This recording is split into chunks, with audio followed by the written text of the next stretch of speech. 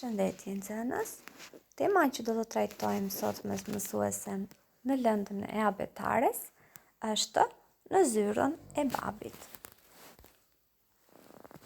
Disa nga rezultatet e të nxënët për këtë temë mësimore janë si më poshtë.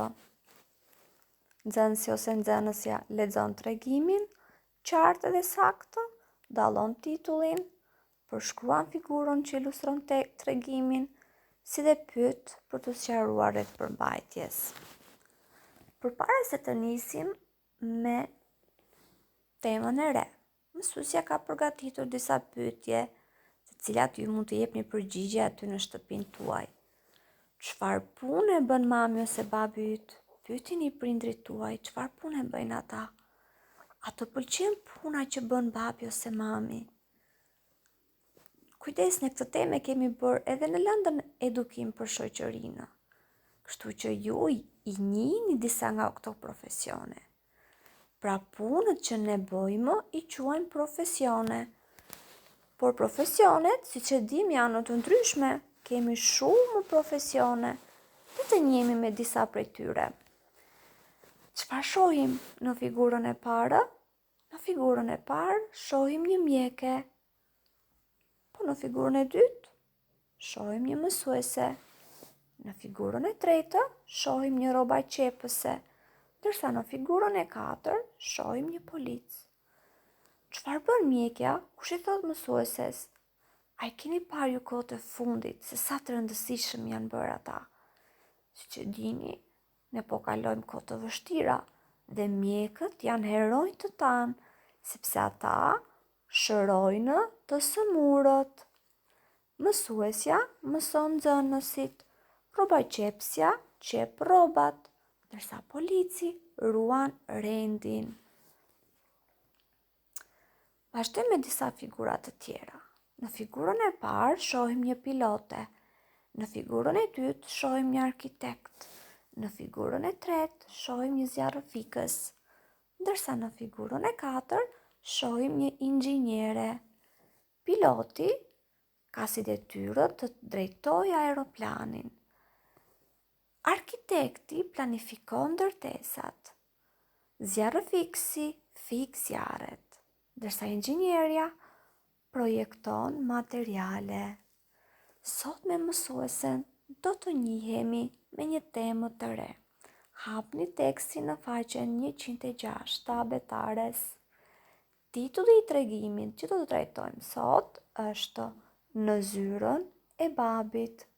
Lexojmë me kujdes. Kujdes, do të lexoni bukur dhe me intonacion.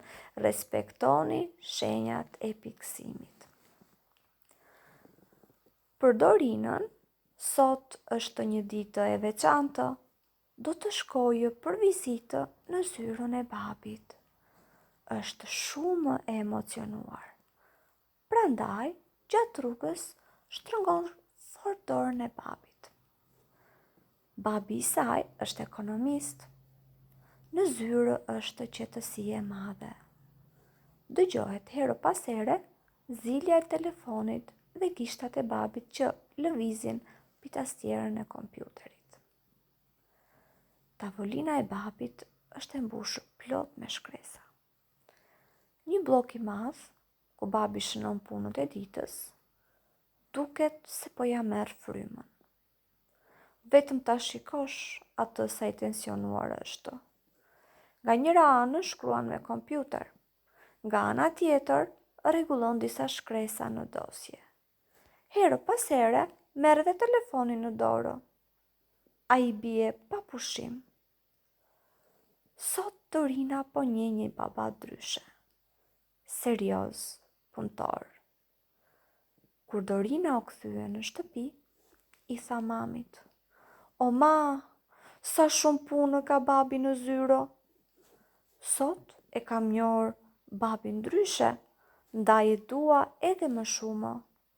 A do të bëhem edhe unë një ditë si babi? Shikoj me kujdes fjalët e reja të cilat ju i keni të panjohura. Shpjegojmë kuptimin e tyre nxënës. Këto kuptimin e tyre i keni të sqaruara edhe në tekst. Lexojeni ato me kujdes dhe mësojini mirë. Pra fjalët e reja ishin tastiero edhe shkresa. Për të kuptuar më mirë teksti, punojmë rubrikën Unë lexoj edhe shkruaj. Pyetja e parë është: ku shkoi Dorina? Dorina shkoi në zyrën e babit. Kujdes, përgjigjuni me fjali të plotë. Pse shkoi në zyrën e babit? Ajo shkoi në zyrën e babit sepse dëshironte të shihte punët që bënte babai në zyrën e tij.